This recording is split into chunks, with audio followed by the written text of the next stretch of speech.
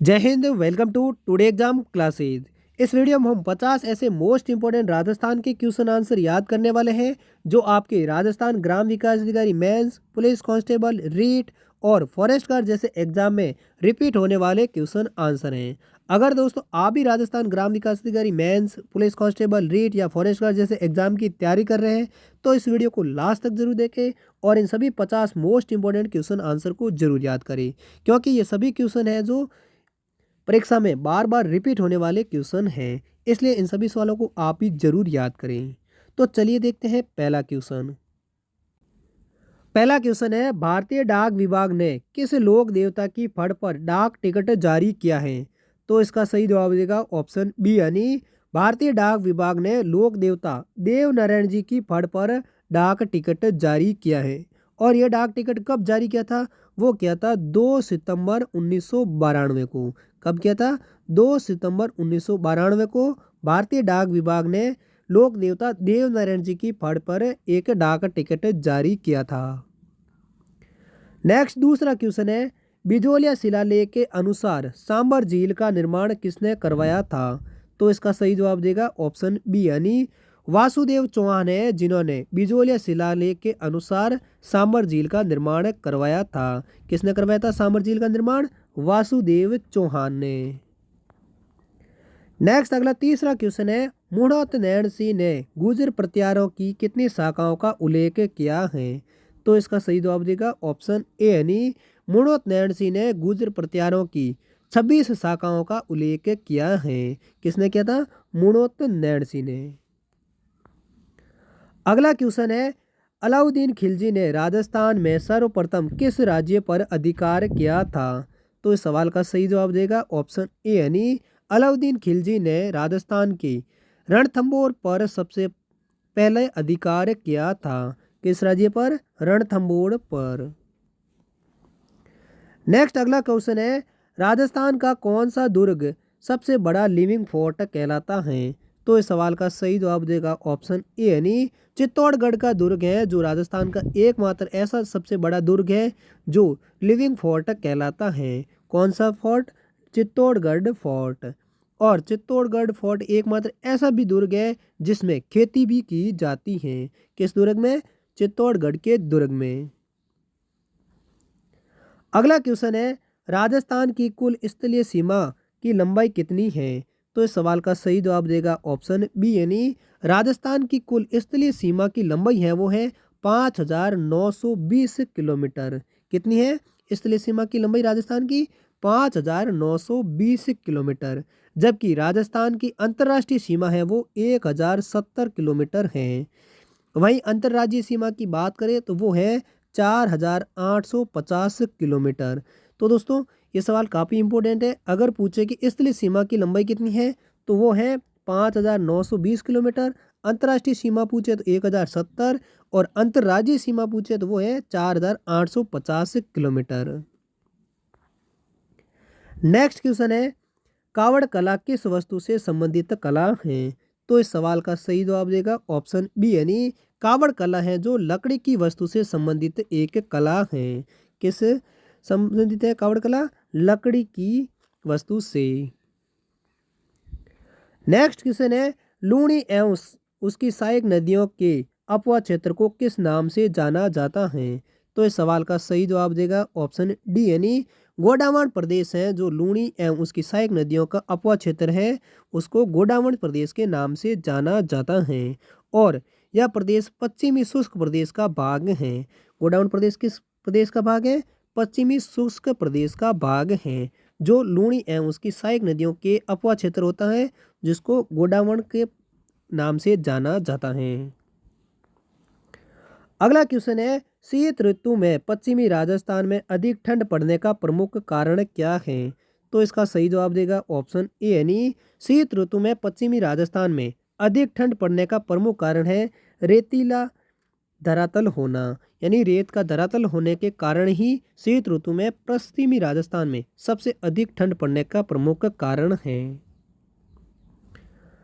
अगला next question है, पगड़ी पर धारण करने वाला जरीदार वस्त्र क्या कहलाता है?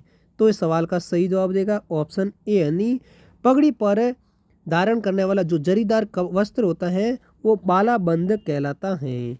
जबकि दोस्तों घेर वाली पुरुषों पर जो पगड़ी बांधी जाती है वो बागो कहलाती है। वहीं पगड़ी पर बांधे जाने वाला वस्त्र है, पगड़ी के ऊपर जो बांधे जाने वाला वस्त्र होता है उसको उपरणी कहलाता है, तथा पगड़ी पर धारण करने वाला विशेष आभूषण है वो रतन पेच कहलाता है।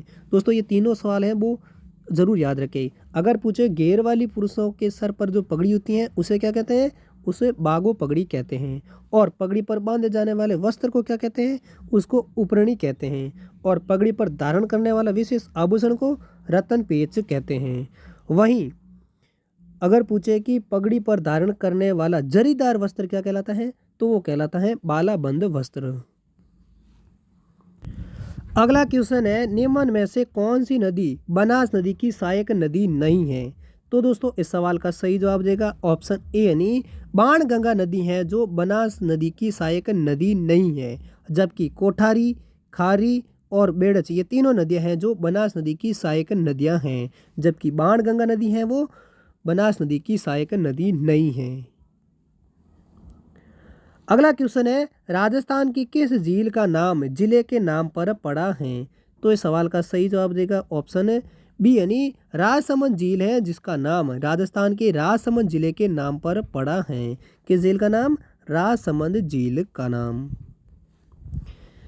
अगला क्वेश्चन है, बजेड़ा किसे कहते हैं। तो इस सवाल का सही जवाब देगा ऑप्शन सी यानी पान का जो खेत होता है जिसको बजेड़ा के नाम से जाना जाता है। किसे कहते हैं बजेड़ा, पान के खेत को। अगला नेक्स्ट क्वेश्चन है, राजस्थान में सोयाबीन के प्रमुख उत्पादक जिले कौन से हैं। तो इस सवाल का सही जवाब देगा ऑप्शन बी यानी राजस्थान के कोटा और बारां जिले में सबसे अधिक सोयाबीन का उत्पादन होता है। तो सोयाबीन के प्रमुख उत्पादक जिले कौन से हैं, कोटा और बारां जिला। नेक्स्ट अगला क्वेश्चन है, गुलाबी क्रांति किससे संबंधित है। तो इस सवाल का सही जवाब देगा ऑप्शन ए यानी गुलाबी क्रांति है जो झींगा मछली से संबंधित क्रांति है। किससे संबंधित है गुलाबी क्रांति, झींगा मछली से। जबकि स्लेट क्रांति है वो सीमेंट से, और सुनहरी क्रांति है वो बागवानी से, और गोल क्रांति है जो आलू उत्पादन से संबंधित है। दोस्तों ये चारों आप जरूर याद रखें। अगर पूछे तो गुलाबी क्रांति वो है झींगा मछली से संबंधित है, जबकि स्लेट क्रांति है वो सीमेंट उत्पादन से, सुनहरी क्रांति बागवानी से, और गोल क्रांति है वो आलू उत्पादन से संबंधित हैं। तो इस सवाल का सही जवाब कौन सा हो जाएगा, ऑप्शन ए है वो सही जवाब हो जाएगा। यानी गुलाबी क्रांति है वो झींगा मछली से संबंधित क्रांति है। अगला क्वेश्चन है, संगमरमर की दृष्टि से उत्पादन के क्षेत्र में राजस्थान का कौन सा स्थान है। तो इसका सही जवाब देगा ऑप्शन ए यानी पूरे देश में संगमरमर की दृष्टि से राजस्थान का पहला स्थान है जो उत्पादन के क्षेत्र में। और राजस्थान में सबसे ज़्यादा संगमरमर है वो राजसमंद में मिलता है। कहाँ पर मिलता है, राजसमंद में। जबकि सबसे अच्छी किस्म का संगमरमर है वो नागौर के मकराना में मिलता है, जिससे आगरा का ताजमहल भी बना हुआ है। किस जिले के मकराना से, मकराना के संगमरमर से, जो नागौर जिले में सबसे अच्छी किस्म का मिलता है। और सबसे सर्वाधिक संगमरमर किस जिले में मिलता है, वो मिलता है राजसमंद जिले में। और उत्पादन की दृष्टि से राजस्थान है वो पूरे देश में पहले स्थान पर है संगमरमर में। अगला क्वेश्चन है, माही जल विद्युत परियोजना किस जिले में स्थित है। तो इसका सही जवाब देगा ऑप्शन बी यानी माही जल विद्युत परियोजना है वो राजस्थान के बांसवाड़ा जिले में स्थित है। और ये माही जल विद्युत परियोजना है जो राजस्थान और गुजरात की एक सम्मिलित जल परियोजना भी है। कौन सी, माही जल विद्युत परियोजना। अगला क्वेश्चन है, मेवाड़ टेक्सटाइल मिल्स की स्थापना किस वर्ष में हुई थी।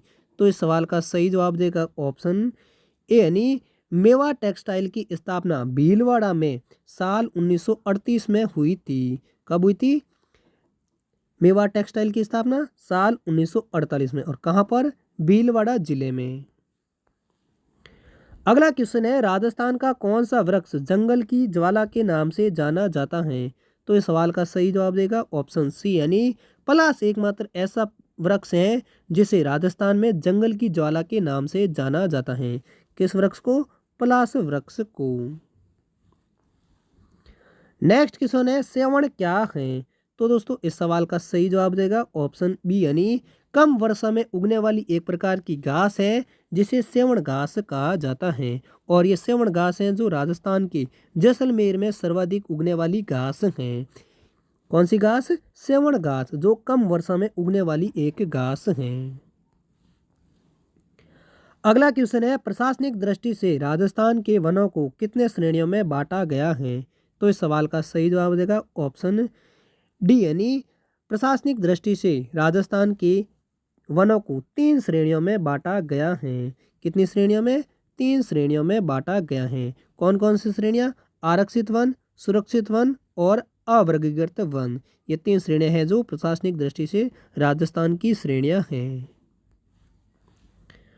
अगला क्वेश्चन है मुंशी देवी प्रसाद ने बीकानेर के किस शासक को राजपूताने का कर्ण कहा है। तो इस सवाल का सही जवाब देगा ऑप्शन बी यानी मुंशी देवी प्रसाद ने बीकानेर के राय सिंह शासक को राजपूताने का कर्ण कहा है। किसको? राय सिंह को, जो कहाँ के शासक थे? बीकानेर के शासक थे। अगला क्वेश्चन है जैसलमेर दुर्ग किसने बनवाया था। तो इस सवाल का सही जवाब देगा ऑप्शन ए यानी रावल जैसल थे जिन्होंने जैसलमेर के सोनारगढ़ दुर्ग का निर्माण करवाया था। किसने करवाया था? रावल जैसल ने। इसी प्रकार नेक्स्ट क्वेश्चन है 1938 ईस्वी में स्थापित मेवाड़ प्रजामंडल का प्रथम अध्यक्ष कौन था। तो इस सवाल का सही जवाब देगा ऑप्शन ए यानी बलवंत सिंह मेहता हैं जो 1938 में स्थापित मेवाड़ प्रजामंडल का प्रथम अध्यक्ष थे। जबकि भूरेलाल भैया हैं वो प्रथम उपाध्यक्ष थे। अगर उपाध्यक्ष का पूछे थे वो कौन थे? भूरालाल भैया। और अध्यक्ष का पूछे तो बलवंत सिंह मेहता। और मेवाड़ प्रजामंडल की स्थापना किसने की थी? वो की थी माणक्य लाल वर्मा ने। कब की थी? 24 अप्रैल 1938 में मेवाड़ प्रजामंडल की स्थापना की थी, जिसके प्रथम अध्यक्ष थे बलवंत सिंह मेहता और उपाध्यक्ष थे भूरेलाल भैया। नेक्स्ट क्वेश्चन है तलवार बंदी कार्य क्या था। तो इस सवाल का सही जवाब देगा ऑप्शन सी यानी साल 1960 में उत्तराधिकारी कर है जिसको तलवार बंदी कर कहा जाता था। किस कर को? उत्तराधिकारी कर को। नेक्स्ट क्वेश्चन है रामनारायण चौधरी के नेतृत्व में कौन सा किसान आंदोलन प्रारंभ किया गया था। तो इस सवाल का सही जवाब देगा ऑप्शन बी यानी रामनारायण चौधरी के नेतृत्व में बैंगू किसान आंदोलन को साल 1921 में प्रारंभ किया गया था। कौन सा किसान आंदोलन? बैंगू किसान आंदोलन, जिसका नेतृत्व किसने किया था? रामनारायण चौधरी ने। अगला क्वेश्चन है अजमेर मेरवाड़ा का राजस्थान में विलय कब हुआ था। तो इस सवाल का सही जवाब देगा ऑप्शन डी यानी अजमेर मेरवाड़ा का राजस्थान में विलय सप्तम चरण 1 नवंबर 1956 में किया गया था। कब हुआ था अजमेर मेरवाड़ा का राजस्थान में विलय? 1 नवंबर 1956 को, जो सप्तम चरण यानी राजस्थान के 7 चरणों में पूरा विलय हुआ था। और अजमेर मेरवाड़ा का अंतिम सप्तम चरण में राजस्थान में विलय हुआ था।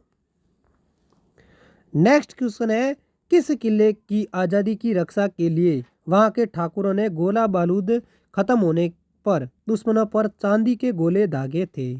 तो इस सवाल का सही जवाब देगा ऑप्शन ए यानी चूरू का किला है जिस पर आज़ादी की रक्षा के लिए वहां के ठाकुरों ने गोला बारूद खत्म होने पर दुश्मनों पर चांदी के गोले दागे थे। किस किले को रक्षा के लिए? चूरू के किले के लिए। और चूरू के किले का निर्माण है वो 1739 में ठाकुर कुशाल सिंह ने इस किले का निर्माण करवाया था। किसने? ठाकुर कुशाल सिंह थे जिन्होंने चूरू के किले का निर्माण 1739 में करवाया था। नेक्स्ट क्वेश्चन है चित्र पैलेस के नाम से प्रसिद्ध है। तो इस सवाल का सही जवाब देगा ऑप्शन डी यानी जोधपुर में स्थित उमेद भवन पैलेस है जिसको चित्र पैलेस के नाम से भी जाना जाता है।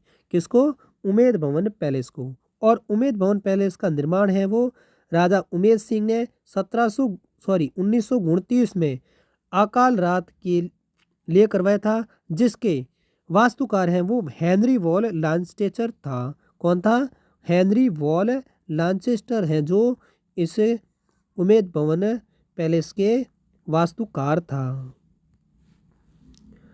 अगला नेक्स्ट अंतिम क्वेश्चन है शिशुपाल वध का लेखक निम्न में से कौन था? तो इस सवाल का सही जवाब देगा ऑप्शन बी यानी भीनमाल के महाकवि माघ हैं जो शिशुपाल वध के लेखक हैं। कौन थे?